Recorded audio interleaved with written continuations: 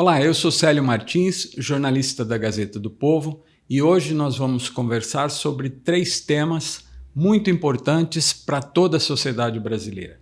O primeiro tema é sobre ativismo judicial. O que é isso? São ações e decisões do Poder Judiciário que muitas vezes avançam sobre a competência de outros poderes, como o Poder Legislativo e o Poder Judiciário. O segundo tema da nossa conversa também afeta toda a sociedade brasileira, que são as propostas de mudança no Código Civil brasileiro em tramitação no Congresso Nacional. E por fim, mas não menos importante, vamos tratar de um tema muito polêmico, que é a possibilidade de uma pessoa pedir unilateralmente o divórcio em cartório. Essa possibilidade hoje não existe na legislação brasileira. E para explicar, nos ajudar a entender esses temas tão importantes para a sociedade brasileira, nós convidamos o advogado José Augusto de Noronha, do escritório J.A. Noronha Advogados Associados, um escritório tradicional de advocacia aqui de Curitiba.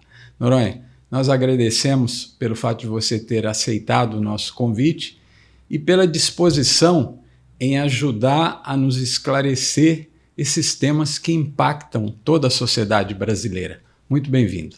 Muito obrigado, é uma honra estar aqui falando ou trocando essas ideias com vocês da Gazeta do Povo, que para mim é um dos principais veículos do Brasil e que tanto tem prestigiado assuntos jurídicos, principalmente assuntos polêmicos, e, ao meu sentir, é uma das grandes defensoras da liberdade de expressão, liberdade de imprensa, e que tem feito um papel essencial na luta por uma imprensa cada vez mais livre e também pela liberdade das pessoas de exercerem o seu pensamento, o seu credo e as suas convicções, porque é para isso que a nossa sociedade, acredito eu, deve servir. Noronha, como nós dissemos aqui no início da nossa conversa, um dos assuntos polêmicos na sociedade brasileira hoje é o chamado ativismo judicial. Na sua avaliação, quais são as consequências e os temas que envolvem a questão do ativismo judicial? Essa é uma pergunta excepcional. E como nós não falamos somente para aqueles que são da área jurídica, alguns têm uma certa dificuldade em entender o que é o ativismo judicial. E o que nós conceituamos como ativismo judicial? É o próprio Poder Judiciário criar normas e regras jurídicas que não são previstas em lei. Ou seja, dar uma interpretação ou assumir uma lacuna que existe na legislação dentro da sua interpretação, fazendo às vezes do legislador. E isso, obviamente, é um tema bastante discutido, porque todos nós sabemos que a competência para legislar é do Poder Legislativo, é para isso que eles são eleitos e é para isso que nós temos 513 deputados, 81 senadores, para que possam fazer as leis e representar o pensamento da sociedade. A gente não pode acreditar que apenas um juiz, ou 3 juízes, ou 11 juízes possam ser ou fazer o papel de um poder legislativo inteiro, que depois passa para o presidente da República ou de um governador para sancionar uma determinada lei. Então, o ativismo judicial hoje tem sofrido a crítica, e que eu acho que é bastante justa, porque ela tem extrapolado todos os limites do razoável. E nós não podemos ir dentro da lógica de Montesquieu que ninguém possa interferir no papel do outro dentro da tripartição dos poderes. Mas na sua visão, na prática, quais são as consequências quando o Poder Judiciário, um juiz ou um ministro de corte superior, toma uma decisão que avança sobre a competência de outros poderes, como o legislativo ou o executivo? Então, a prática é que cria uma insegurança jurídica, ao nosso ver, porque quando você cria uma norma que não está prevista em lei e você efetivamente faz com que aquela norma seja aplicada, e muitas vezes aplicada como efeito erga omnes, ou seja, para todos aqueles onde ninguém sabia que anteriormente aquela era uma norma positivada. Você cria uma insegurança porque você fica à mercê da interpretação da norma de alguns juízes. E nisso podemos dar alguns exemplos. Nós tivemos um deputado que foi cassado por supostamente estar disseminando fake news.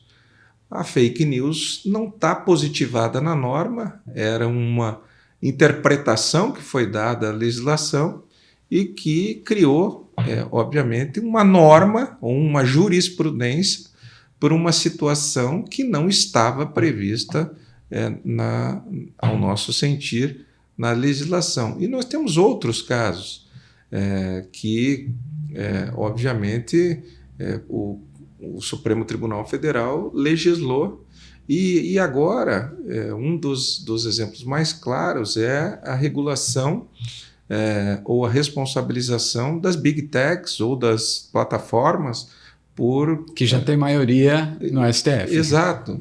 Então, quando você tem, independente do que eu acho que deva ou não deva ter essa responsabilização, penso eu que esse debate não tem que ser feito no Supremo Tribunal Federal. Esse debate tem que ser feito no âmbito do poder legislativo, para que lá saia uma norma efetivamente que abranja todos os pensamentos da sociedade, não de apenas 11 ministros que podem, ao meu sentir, não representar o pensamento da sociedade sobre esse tema. E é muito fraco o argumento de que o poder legislativo teve todo o tempo para legislar e para fazer essa norma, e não o fazendo, o poder judiciário pode ou deve assim o fazê-lo. Porque você não tratar de algum tema é também uma decisão política, é também um ato legislativo. Pode ser que o parlamento não queira tratar disso, isso é um assunto também que ele tem essa prerrogativa de entender que a sociedade às vezes não está pronta para ainda tratar daquele tema, e tudo parte de um amadurecimento, penso eu também, sobre os temas que vão ser legislados. Nessa concepção que você está expondo, significa que essas decisões que avançam sobre a competência de outros poderes, ela afeta o sistema democrático, o Estado democrático de direito. Na minha concepção, sim.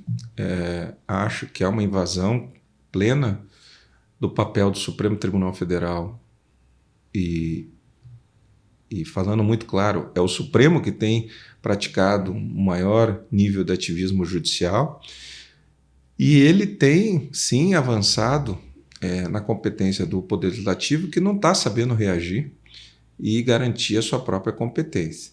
E, ao meu ver, nós, com esse avanço, nós praticamos uma queda ou uma quebra do pressuposto do regime democrático que hoje está consolidado na nossa Constituição Federal.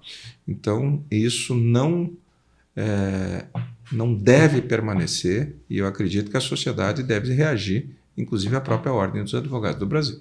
O segundo tema da nossa conversa de hoje também impacta toda a sociedade, diretamente todas as pessoas, que são as propostas de mudança no Código Civil brasileiro que estão em tramitação no Congresso Nacional, especificamente neste momento no Senado.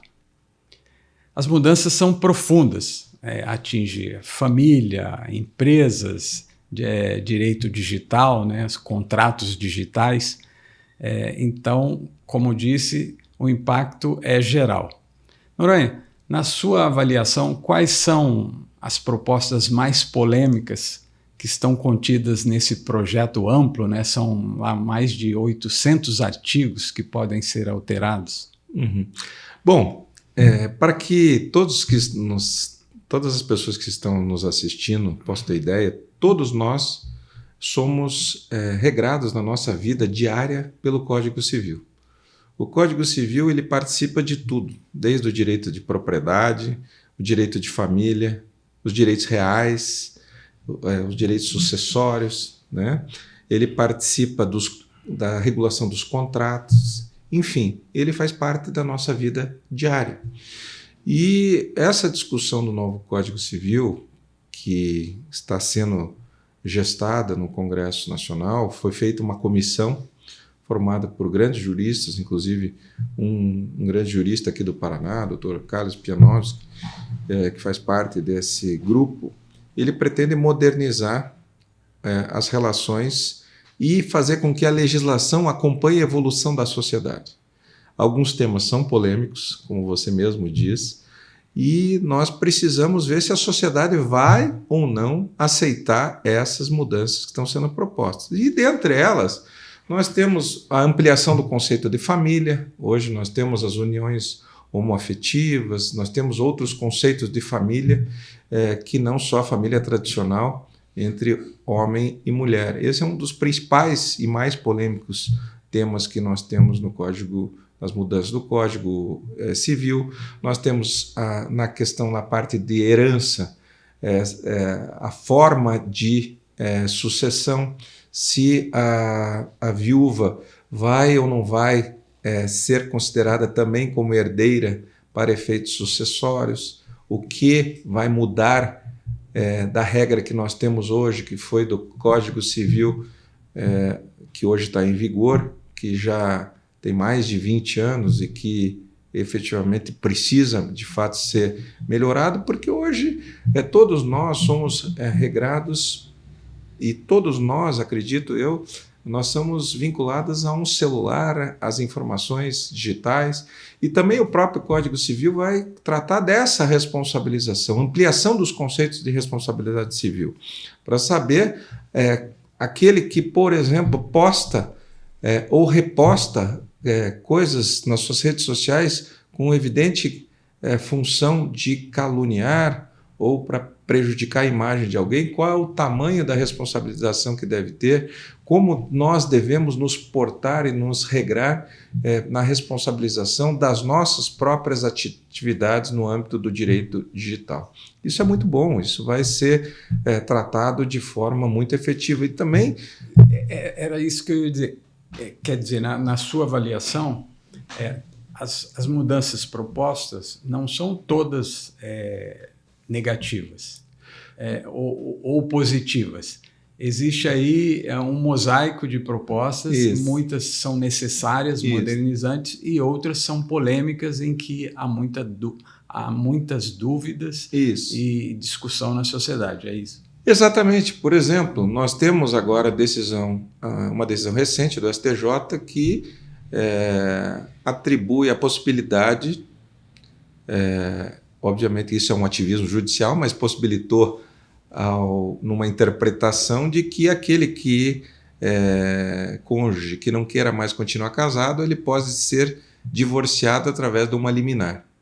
Isso provavelmente vai ser contemplado também agora, porque já é uma jurisprudência no novo Código Código Civil. Então, nós acreditamos que algumas mudanças sim vêm para melhorar e atualizar as relações da vida social, mas algumas ainda vão causar muita polêmica. Nós temos uma polêmica, por exemplo, na parte do direito dos animais, e que alguns consideram os seus pets, como mencionado hoje, praticamente como filhos. E numa eventual separação de um casal, quais são os direitos que regulam essa divisão praticamente do pet? Será que nós podemos estabelecer direito de visita aos animais? Nós temos que pagar pensão, ou aquele que tem a melhor condição tem que pagar pensão por aquele que fica mais tempo com o pet? Quais são os direitos efetivos dos próprios animais em relação aos seus tutores? Então, são temas absolutamente saudáveis do debate. Né? Complexos. E muito importante. E na sua visão, como você vê, esse processo está sendo conduzido de uma forma correta, ou você avalia que falta um pouco de transparência, um pouco mais de participação da sociedade, das instituições da sociedade civil? Qual a sua avaliação? A minha avaliação é que hoje o tema ainda não caiu no gosto da sociedade para o debate. E nós vamos precisar debater. Eu quero até fazer um alerta para aqueles que têm interesse, que estão nos assistindo, que procurem se informar quais são os temas que estão sendo modificados, para que você possa cobrar do seu deputado, do seu senador, uma maior discussão, um maior engajamento, e também para que a imprensa possa trazer esses temas com maior clareza para a sociedade. Eu não acredito que tenha espaço para que isso seja aprovado nesse ano ou no próximo ano, que é um ano eleitoral. Eu acredito que isso vai vir num amadurecimento. Eu gostaria que esses temas fossem, primeiro, debatidos no âmbito da academia, da imprensa, para que fossem as entidades representativas da sociedade também pudessem fazer esse debate, a própria OAB fazer um debate intenso sobre isso, para que a gente possa, não é só fazer uma crítica, mas fazer também um acrescentar, às vezes, um pensamento diferente. Nós estamos numa sociedade que está em franca mudança. Eu acredito que, por exemplo, nós vamos ter que enfrentar no novo Código Civil a inteligência artificial, que hoje veio com muita força na vida das pessoas. Tem pessoas que estão se substituindo pela inteligência artificial e outras estão fraudando e causando prejuízos a outras através da inteligência artificial. A grande revolução do século, né? Me parece. Exato. Falavam que antes era a revolução 4G, eu acho que nós já estamos na 10G, porque hoje nós não sabemos mais, não temos condições de saber, se você não souber exatamente qual é a fonte, se aquele vídeo que você está vendo, ele é verídico ou ele foi feito por inteligência artificial, tamanha a perfeição daquele conteúdo, e que muitas vezes a gente sabe que ele não passa de uma montagem e que jamais aquelas falas ou aquelas imagens que a gente está assistindo foram reais. Então nós temos que também tratar disso no novo Código Civil. Qual o impacto da inteligência artificial na nossa vida laboral, na nossa vida social, na nossa vida, para saber quais os limites que ela pode ter. Por exemplo, eu acho que o Código Civil tem que tratar disso na própria escola, só permitir isso, a inteligência artificial, até determinado ponto, porque ela não pode substituir o conhecimento ou o acesso ao conhecimento das pessoas, onde tudo você diz o celular e ele te dá a resposta imediata. O que requer, como você disse, um maior debate, uma maior participação de toda a sociedade, para que se possa amadurecer um pouco melhor todos esses temas e tomar uma decisão com mais segurança e mais assertiva. Exatamente. Então, eu acho que o Brasil tem um excesso de leis. E são tantas e tantas vezes elas são modificadas que as pessoas têm até dificuldade de saber quais que estão em vigor no dia de hoje. Então a função hoje, nós advogados também, ela é preponderante de estar colaborando nesse debate, mas também está orientando e cada vez sempre está nos atualizando para dar sempre o melhor orientação aos nossos clientes. Hoje nós temos o Marco Civil da Internet, nós temos um Código de Defesa do Consumidor, nós temos um Código Comercial, nós temos então são vários códigos que nós temos e arcabouços legislativos que às vezes acabam complicando a vida das pessoas. E o Código Civil, eu acho que ele vem talvez em boa hora, essa modificação, para que algumas legislações esparsas que vieram elas possam ser incluídas no Código Civil, para que nós possamos ter dentro deste Códex, desse Código Civil, todas as legislações que são do tema que eu acredito eu, da vida das pessoas e que tem que são congêneres a esse tema. E o nosso último tema da conversa de hoje com o advogado José Augusto de Noronha, e não menos importante, tão importante quanto os outros temas, está gerando muita expectativa na sociedade brasileira, que é a possibilidade de uma pessoa pedir unilateralmente o divórcio diretamente no cartório. Noronha, isso hoje não é possível. Quais são os procedimentos hoje que uma pessoa que pretende pedir o divórcio tem que fazer? Ok. Esse é um tema, eu agradeço essa pergunta, é uma pergunta que acho que interessa a muita gente que está nos assistindo e que às vezes tem um casamento já desgastado e que pretende efetivamente se desfazer essa união.